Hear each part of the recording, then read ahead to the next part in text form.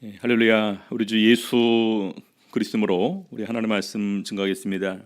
하나님의 말씀 요한복음 19장 38절에서부터 42절 말씀 보시겠습니다.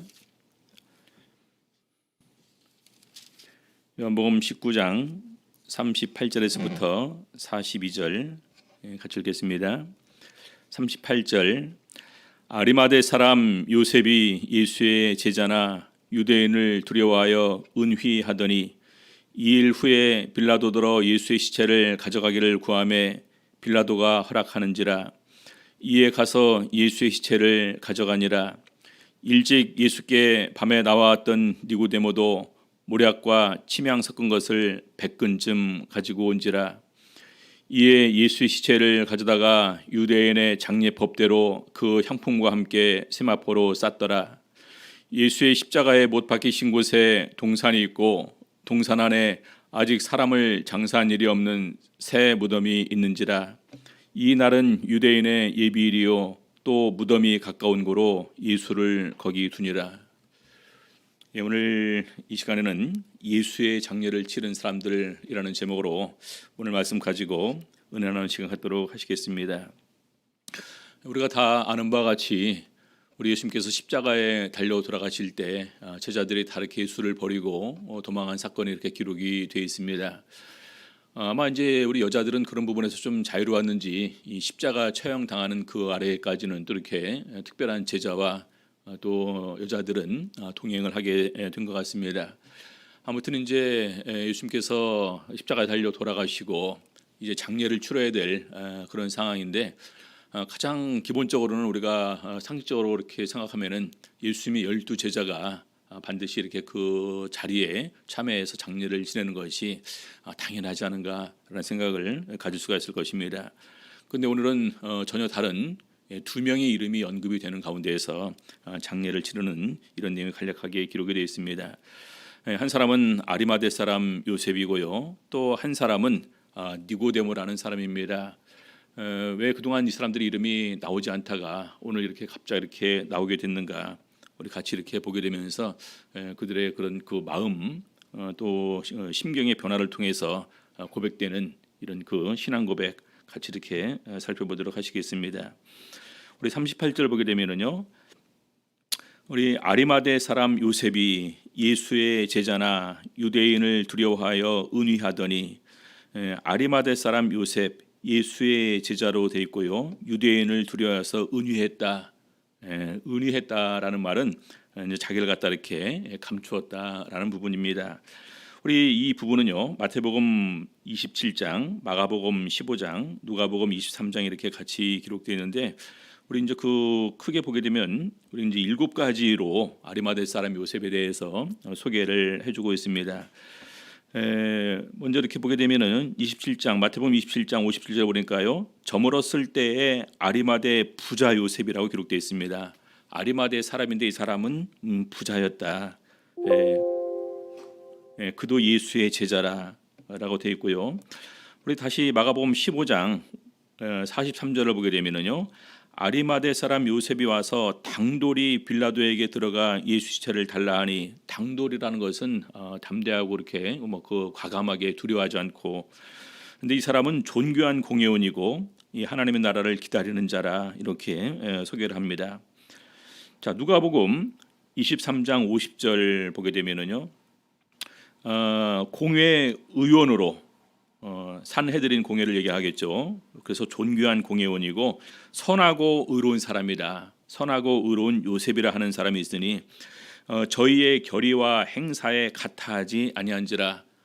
공회 의원이기 때문에 예수님의 판결할 때도 이렇게 그 자리에 앉아 있었을 것으로 생각을 할 수가 있겠죠. 그리고 또 예수를 죽이려고 하는 그런 무리들이 이렇게 있었었는데 그 무리들이 함께하지 않았음을 얘기를 하고 있습니다. 그래서 저희의 결의와 행사에 같아하지 아니한 자라. 그는 유대인의 동네 아리마대 사람이요 이 하나님의 나라를 기다리는 자라니. 이렇게 이제 소개를 해야 되는데 정리를 하게 되면은요. 아리마대 사람인데 예루살렘 북서쪽에 약 32km 떨어진 곳에 위치한 곳이라고 알려지고 있습니다. 이 장소는 이 사무엘의 출생지인 라마다. 그래서 어떤 사람들은 라마가 나중에 그 이후의 지명이 이 아리마대로 이렇게 바뀐 것 같다 이렇게 추측을 합니다. 그리고 부자로 이렇게 소개가 됩니다. 그리고 두 번째로는 존귀한 공회원, 바로 이렇게 이제 공회 의원으로 이 사람을 이렇게 소개를 하고 있습니다. 그다음에 세 번째로는 이 선하고 의로운 사람, 저희의 결의와 행사에 그 옳다 같아하지 아니한 자라 해서 이렇게 소개가 되고요. 자, 네 번째는 예수의 제자로 소개가 됩니다. 예수의 제자로 소개가 되지만 유대인을 두려워하여 은유했다. 다시 말해서 자기가 예수의 제자인 것을 다른 사람들에게는 밝히지 않았다. 이렇게 얘기를 하고 있습니다. 자, 그러면서 하나님의 나라를 기다리는 자 두 번 이렇게 계속 반복돼서 이렇게 나오게 됩니다. 그다음에 빌라도에게 시체를 달라고 요청하는데 당돌이 빌라도에게 들어가 이렇게 얘기를 하고 빌라도가 허락을 하는 과정에 설계되어 있는데 백부장을 불러서 죽은 지 오래됐냐, 예수의 죽음을 완전히 이렇게 확인을 하고 난 다음에 시체를 내어주는 내용이 이렇게 기록이 됩니다. 여러분들 왜 아리마대 사람 요셉은 예수 믿는 제자임을 이렇게 밝히지 않았을까요? 우리 유대인의 사회에서 가장 중요한 것은 출회, 유대인의 회에서 이렇게 출회당하는 것을 제일 이렇게 두려워합니다. 오늘날 우리 사회로 좀 적절한 말이 있다면요, 완전히 그 사회에서 매장되는 것, 왕따 당하는 것 이렇게 얘기를 할 수가 있을 것입니다. 그래서 예수님의 살아생전의 복음을 전할 때에는 계속해서 자신을 갖다 이렇게 드러내지 않고 감추었다라고 이렇게 얘기를 하고 있습니다. 자, 그런 그가 담대하게 당돌이 예수님의 시체를 달라고 빌라도에게 요구하면서 자신이 가장 떳떳하게 예수 그리스도의 제자임을 이렇게 밝히고 있는 것입니다. 여러분들 이런 상황이 사실은 굉장히 이렇게 간단하게 기록되어 있지만 어려운 부분입니다. 왜냐하면 이때 예수 믿는 사람들은 함께 잡혀서 함께 모진 곤욕을 당하는 그런 상황이기 때문에 심지어 예수님의 제자였던 베드로도 담대하게 심지어는 막 저주까지 하면서 나는 절대로 예수님의 제자가 아니라 예수님과 함께한 사람이 아니라고 이 부인했던 사건들을 이렇게 알고 있습니다. 이때는 굉장히 군중들의 어떤 그런 그 민심이 흉흉하고 그리고 이렇게 이제 굉장히 이렇게 열악하게 그런 상황 쪽으로 이제 흘러가는 그러한 상황입니다. 자, 그런데 그런 상황에서 자신의 떳떳하게 예수 그리스도의 제자임을 밝힌다는 것은 굉장히 어려운 시기였지만 이 아리마대 사람은 예수 그리스도의 죽으심을 이렇게 바라보는 가운데에서 정말로 마지막 자신의 예수의 제자임을 담대하게 드러내게 됩니다. 자, 그 이유는 어디 있을까요? 바로 그것은 예수님께서 이 세상에 계실 때 하신 말씀을 이 사람은 믿었다라는 것입니다. 예수 그리스도의 십자가와 예수 그리스도의 부활, 또 그를 통해서 이어지는 하나님의 나라를 기다리는 이런 소망을 가지고 있는 가운데에서 예수님이 행하시는 이런 모든 것을 보게 되는 가운데 이분은 정말로 하나님의 아들이시다라는 이런 참된 믿음을 소유하게 된 것 같습니다. 그래서 그 전에는 부끄러워서 또 많은 부분에서 용기가 없어서 예수님의 제자임을 떳떳하게 밝히지는 못했지만 이제 예수님의 정말 이렇게 십자가 죽으심을 바라보게 되면서 정말로 이분은 이 하나님의 아들이었다라는 이런 그 담대한 신앙이 이렇게 생기게 된 것 같습니다. 그래서 이제는 죽음을 두려워하지 않는 가운데에서 빌라도에게 당돌이 예수 그리스도의 시체를 달라는 내용이 이렇게 기록이 되어 있는 것입니다. 자, 두 번째는요, 요한복음 19장 39절을 보게 되면은요, 니고데모라는 인물을 이렇게 소개를 하고 있습니다. 보니까요, 일찍 예수께 밤에 나와왔던 니고데모도 모략과 침향 섞은 것을 100근쯤 가지고 온지라. 예수께 밤에 나왔던 니고데모도 모략과 침향 섞은 것을 100근쯤 가지고 왔다, 이렇게 기록이 되어 있습니다. 우리가 다 아시는 바와 같이 니고데모라는 그 인물은 요한복음에 두 번 그 사건이 이렇게 기록이 되어 있습니다. 먼저는 우리 요한복음 3장에 이렇게 기록이 되어 있는데요. 요한복음 3장 1절부터 우리가 보시면 잘 아시는 내용입니다. 같이 보시겠습니다. 요한복음 3장 1절. 바리새인 중에 니고데모라 하는 사람이 있으니 유대인의 관원이라. 그래서 이 니고데모는 어떤 인물이었냐? 바리새인이면서 유대인의 관원이었다는 것입니다. 자, 그가 밤에 예수께 와서 가로되. 왜 밤에 나왔을까요? 다른 사람들의 눈을 피해서 예수님께 나왔다는 얘기겠죠. 자신을 드러내지 않았다는 것입니다. 자, 가로되 랍비여 우리가 당신은 하나님께로서 오신 선생인 줄 아나이다. 하나님이 함께 하시지 아니하시면 당신의 행하시는 이 표적을 아무라도 할 수 없음이니이다. 여기서 우리가 이 니고데모의 예수님에 대한 신앙을 이렇게 알 수가 있습니다. 하나님께로서 오신 분이시다. 그래서 하나님께서 함께 하시지 않으면 이런 표적을 행할 수 없다. 그래서 니고데모는 예수 그리스도를 바로 하나님이 보내신 분으로 인정했다라는 것입니다. 우리 요한복음 같은 경우는요, 예수님을 하나님의 아들로 소개하고 있고 이 하나님의 아들을 통해서 우리가 영생을 얻게 된다, 이 주제를 가지고 설명을 하고 있습니다. 그래서 이 부분은 바로 니고데모도 예수 그리스도를 이 하나님의 아들로 인정하는 사람 중에 하나였다라는 부분으로 소개를 하고 있는 것입니다. 그러면서 아시는 바와 같이 쭉 얘기가 진행되는 가운데에서 예수님께서 니고데모에게 사람이 거듭나지 아니하면 하나님 나라를 볼 수 없다. 어떻게 거듭납니까? 사람이 물과 성령으로 나지 아니하면 하나님 나라에 들어갈 수 없다. 어떻게 이런 일이 발생할 수 있습니까? 네가 선생으로서 이런 걸 모르느냐 하면서 예수님께서 그에게 십자가 진리까지도 니고데모에게 가르쳐 줍니다. 우리 요한복음 3장 13절 보시겠습니다. 13절부터 15절. 요한복음 3장 13절. 하늘에서 내려온 자 곧 인자 외에는 하늘에 올라간 자가 없느니라. 니고데모의 고백이 당신은 하나님께로부터 오신 줄을 내가 압니다, 믿습니다, 이렇게 한 것처럼 하늘에서 내려온 자 곧 인자 외에는 하늘에 올라간 자가 없느니라. 14절. 모세가 광야에서 뱀을 든 것 같이 인자도 들려야 하리니. 아마 니고데모가 이때 이 사실이 예수 그리스도의 십자가 죽음을 염두에 둔 것으로 알았는지 몰랐는지는 여기엔 기록되어 있지는 않습니다. 그런데 아마 이후에 니고데모는 예수님께서 이때 이 하신 말씀이 바로 십자가에 달려 돌아가시는 이 사건을 두고 말씀하신 것 같다라는 깨달음이 분명히 있었으리라 생각됩니다. 그러면서 우리 15절 보니까요, 이는 저를 믿는 자마다 영생을 얻게 하려 하심이니라. 그래서 우리 니고데모에게 너무나 귀한 진리인 거듭남의 비밀, 물과 성령으로 나는 것, 그리고 예수님께서 십자가에 달려 돌아가시게 되는 것, 바로 이렇게 구약의 모세가 뱀을 든 것처럼 십자가에 들린다라는 표현으로 그것을 사건을 설명하고 있습니다. 그래서 믿는 자마다 영생을 얻게 하려 하심이라. 너무나 귀한 진리를 니고데모에게 이렇게 가르쳐 주시는 것입니다. 나중에 우리 대제사장들이 하속들을 보내서 예수 그리스도를 잡아오라고 이렇게 시킵니다. 근데 잡아오라고 시켰을 때 나중에 이제 막 이렇게 하속들이 잡아오지를 못하죠. 우리 46절 보겠습니다. 요한복음 7장 46절. 왜 잡아오지 않았냐 하니까 46절에 하속들이 대답하되 그 사람의 말하는 것처럼 말한 사람은 이때까지 없었나이다. 자기들이 들어보니까 정말로 틀린 말이 하나도 없고 정말로 권세 있는 이런 진리의 복음의 말씀을 들으니까 감히 예수 그리스도를 잡아오지 못하는 거죠. 그러니까 47절에 바리새인들이 대답하되 너희도 미혹되었느냐? 당국자들이나 바리새인 중에 그를 믿는 이가 있느냐? 율법을 알지 못하는 이 무리는 저주를 받은 자로다. 그래서 예수 그리스도와 그를 믿는 자는 이 저주를 받은 자로 이렇게 표현합니다. 자, 그런데 50절 보니까요, 그 중에 한 사람 곧 전에 예수께 왔던 니고데모가 저희에게 말하되 우리 율법은 사람의 말을 듣고 그 행한 것을 알기 전에 판결하느냐? 다시 말해서 예수 그리스도의 말을 다 듣고 그 행한 것을 다 알기 전에 율법을 판단하느냐? 그렇지 않다는 얘기겠죠. 오히려 율법은 다 들어보고 심지어는 증인까지 세워서 증인의 말을 들어보고 판단을 해야 되는데 왜 이렇게 함부로 판단하느냐? 52절. 저희가 대답하여 가로되 너도 갈릴리에서 왔느냐? 상고하여 보라.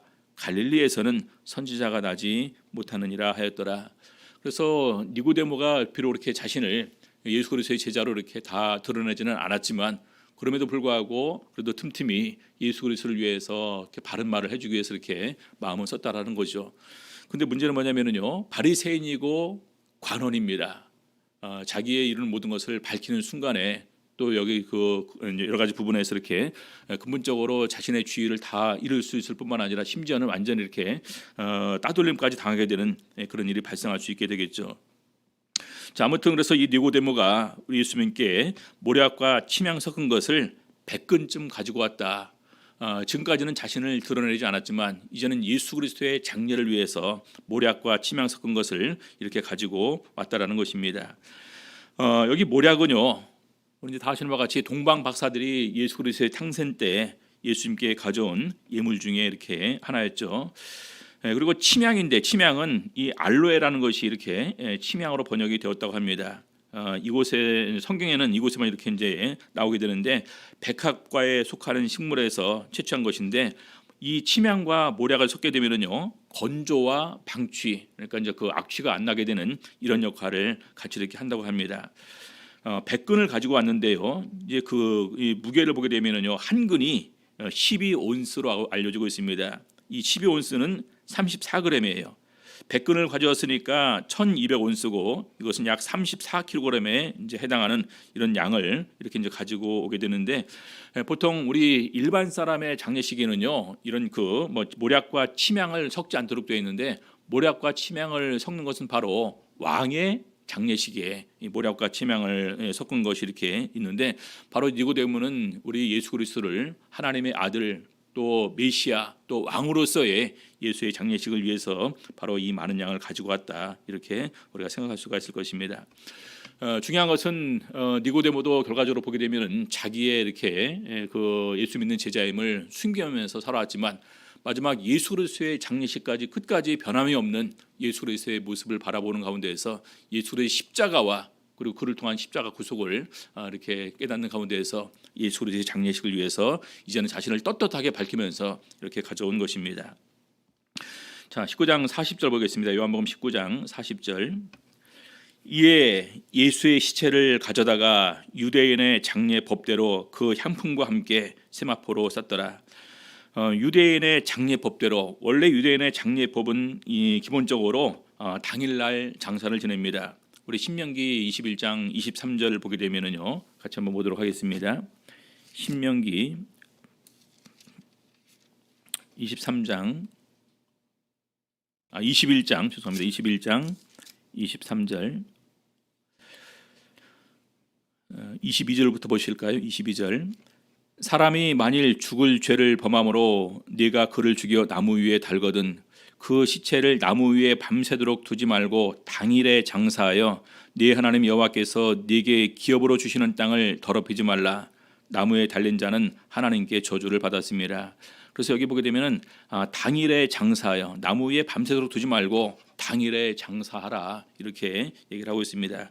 그래서 우리 사도행전에 삽비라와 아나니아와 삽비라의 죽음을 보게 되면은요, 바로 죽은 그대로 이렇게 데리고 나가서 장사 지내는 모습이 우리 사도행전 5장에 기록이 되어 있습니다. 그리고 장사를 늦추면은요, 시체에서 이제 악취가 나기 시작하기 때문에 바로 이때는 향품과 향유를 이렇게 준비를 해야 되는데, 이것은 이방인들의 풍습이었고 사실은 유대인들은 별로 이렇게 권장하지 않는 얘기였다는 것입니다. 자, 그런데 왕들의 경우에는 특별하게 향품들이 사용되었었는데, 아사 왕의 시신은 각양 향재료에 가득히 채운 상이 이렇게 놓였다라고 우리 성경이 이렇게 기록되어 있고, 우리 시드기야 왕의 죽음에 대한 예언에도 이 분향될 것이다, 이렇게 예언된 부분들을 보게 되면서 왕들의 경우에는 예외적으로 장례를 좀 이렇게 이제 오래 치르는 가운데서 향품들이 사용이 되었던 것 같습니다. 죽은 이에게는 경의를 표하지 않으면 안 되고, 그 시신은 항상 깨끗이 이제 지켜줘야 되는데, 먼저 우리 시체를 향유로 깨끗이 씻어주고 향유와 향품과 함께 세마포, 그 고운 배의 옷을 입힘으로 이렇게 이제 그거 마치게 됩니다. 그리고 이 장례의 주관은 그 지역 사회에서 가장 덕망 있고 존경을 받는 사람이 직접 하게 되는데, 이것은 유대 사회에서 대단한 명예로 이렇게 알려지고 있다고 합니다. 죽은 이와 조금이라도 관련이 있는 사람은 반드시 다 이렇게 장례식에 참석을 해야 되고, 그 중에 한 사람, 마침 그 안에 이렇게 랍비가 있으면 조사를 읽고 뒤를 이어 상주가 기도의 말을 계속해서 이렇게 읽는다고 합니다. 매장이 끝나고 7일간이 애도 기간이고, 집으로 돌아온 가족들은 일주일 동안 집에 촛불을 계속 켜두고, 거울에는 모두 덮개를 씌워놓고, 또 항상 10명 이상의 친지가 모여서 기도문을 낭독하고, 상주는 일주일 동안 집 밖으로 나가지 않는다고 합니다. 그리고 그 가족을 알고 있는 사람들은 일주일 안에 그 집을 방문해서 전부 다 위로의 말을 이제 해줘야 되고요. 일주일이 지나면 가족들은 집을 나와서 집 주위를 한 바퀴 돈다고 합니다. 그리고 30일간이 이제 추도 기간인데 가족들은 한 달 동안 얼굴을 씻지 않고 그리고 1년 동안은 화려하고 떠들썩한 곳에 가지 않는다고 합니다. 그리고 1년 후에 2차 장례를 지내게 되는데 1년 후에 이렇게 다시 이제 무덤에 들어가서 이제 유골만 남게 되지 않습니까? 그럼 그 유골을 따로 모아서 유골함에 넣어서 제 2차 장례를 이렇게 치르는데 그것은 이 부활을 이렇게 이제 소망하는 이런 본능적 신앙이 거기 있는 이유라고 이렇게 얘기를 합니다. 그래서 이렇게 보게 되면은요, 예수님의 장례식은 사실 굉장히 많은 사람이 모여져서 장례를 치러야 되는 것이 마땅합니다. 왜냐하면 예수님의 제자들만 해도 이렇게 많은 사람이 있었겠죠. 그렇죠? 12제자에도 수많은 제자들이 이렇게 있었을 텐데 사실은 너무나 초라하게 너무나 간소하게 예수님의 장례식이 이렇게 치루어지게 됩니다. 여러분, 저도 이렇게 목회를 하면서 많은 장례식에 이렇게 참석을 해봅니다. 그런데 장례식을 보니까 그 사람의 사회적 지위와 그다음에 가지고 있는 어떤 재물, 이런 부분들에 따라서 장례식이 굉장히 화려하거나 또는 이제 장례식이 굉장히 초라해진다라는 모습을 이렇게 발견하게 됩니다. 지위가 높을수록 또 이렇게 또 아는 사람이 많을수록 재물이 많을수록 이런 수많은 화환과 그리고 정말로 값비싼 관과 그런 정말 값비싼 옷으로 이렇게 장식되는 것을 보게 됩니다. 근데 전혀 그런 것이 없는 사람들은 너무나 조용하게 간소하게 초라하게 이렇게 치러지는 것을 보게 되는데, 우리 이 땅에 하나님의 아들로서 왕으로서 오신 예수님의 장례식은 이 보는 바와 같이 너무나 이렇게 조용하게 너무나 초라하게 치러졌음을 우리가 알 수가 있습니다. 그래서 우리 요셉과 니고데모에 의해서 이렇게 그 향유회를 몸을 씻고 세마포 옷을 이렇게 이제 싸고 그 다음에 장례식이 이렇게 치러지게 되는데요. 우리 요한복음 19장 41절 보시겠습니다. 요한복음 19장 41절. 예수의 십자가에 못 박히신 동산이 있고 동산 안에 아직 사람을 장사한 일이 없는 새 무덤이 있는지라, 이렇게 기록되어 있습니다. 예수의 십자가에 못 박히신 곳에 동산이 있다. 바로 이제 그 감람산에 동산이 있었고 그 동산 안에 새 무덤이 이렇게 파는 것이 있는데, 바로 이것은 이 요셉이 자기를 위해서 준비한 무덤이다, 이렇게 기록되어 있습니다. 마태복음 27장 60절 보게 되면은요, 바위 속에 판 자기 새 무덤에 넣어두고, 그렇죠? 바위 속에 판 자기 새 무덤에 넣어두었다. 그리고 누가복음 23장 53절에 보게 되면은요, 아직 사람을 장사한 일이 없는 바위에 판 무덤에 넣었다, 이렇게 얘기를 하고 있습니다. 사람을 장사한 일이 없는 바위에 판 무덤에 넣었다. 왜냐하면 그 이제 밤이 되기 시작하면서요, 정식적으로 유월절이 시작됩니다. 유월절 안식일이 시작됩니다. 왜냐하면 유월절 밤부터 이렇게 이제 그 안식일이 시작되는 거거든요. 그래서 이때는 아무도 할 수 없으니까 제일 가까웠던 곳, 또 자기를 위해서 준비한 새 무덤에 이렇게 장례를 치르게 된 것입니다. 그래서 이사야서 53장 9절에 보게 되면은요, 이 부분을 이렇게 묘사를 하고 있습니다. 이사야서 53장 9절.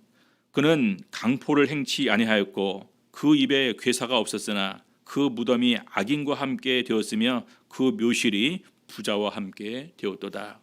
그래서 강포를 행치 아니하였고 그 입에 괴사가 없었다. 다시 말해서 예수님께서는 죄가 없으신 분이었다라는 것입니다. 근데 그 무덤이 악인과 함께 되었다. 이것은 그 장례식이 너무나 초라하게 마치 악인을 갖다가 부끄러워서 수치러서 그냥 이렇게 조용히 몰래 장례를 치르는 것처럼 예수님의 장례식이 그렇게 치러졌다라는 것입니다. 근데 그 묘실이 부자와 함께 되었도다. 아리마대 사람 부자 요셉의 묘에 이렇게 그 장례가 치러지는 것을 이사야 선지자는 이렇게 예언을 하고 있습니다. 자, 그러면서 요한복음 19장 42절 보니까요, 이 날은 유대인의 예비일이요 또 무덤이 가까운 곳으로 예수를 거기 두니라. 그 이유가 예비일, 이 날은 유대인의 예비일입니다. 어떤 예비일이었을까요? 유월절의 예비일입니다. 유월절. 그리고 또 무덤이 가까운 곳으로, 밤부터 정식으로 유월절이 시작되기 때문에 바로 다른 것을 할 수가 없겠죠. 그래서 무덤이 가까웠기 때문에 바로 예수를 세마포에 싸서 그 무덤에 넣었다, 이렇게 얘기를 합니다. 자, 그리고 이 두 사람 외에 많은 여자들이 그래도 마지막까지 이렇게 장례를 치르는 모습을 지켜보고 무덤까지 따라가서 본 것을 이렇게 묘사를 하고 있습니다. 마태복음 27장 61절에 이렇게 보니까요. 거기 막달라 마리아와 다른 마리아가 무덤을 향하여 앉았더라. 막달라 마리아와 다른 마리아가 무덤을 향하여 앉았더라. 자, 그런데 27장 55절 그 앞에 부분에 보니까요. 예수를 섬기며 갈릴리에서부터 쫓아온 많은 여자가 거기 있어 멀리서 바라보고 있으니 그 중에는 막달라 마리아와 또 야고보와 요셉의 어머니 마리아와 또 세베대의 아들들의 어머니도 있더라. 여기 보니까 야고보와 요셉의 어머니 마리아는 바로 예수의 모친 마리아를 이렇게 얘기하는 것 같고요. 세베대의 아들들의 어머니 바로 이것은 야고보와 요한의 어머니 이렇게 얘기를 하는 거겠죠. 그래서 바로 이렇게 그들이 함께 끝까지 와서 마지막 무덤까지 이렇게 보고 한 것으로 이렇게 기록이 되어 있습니다.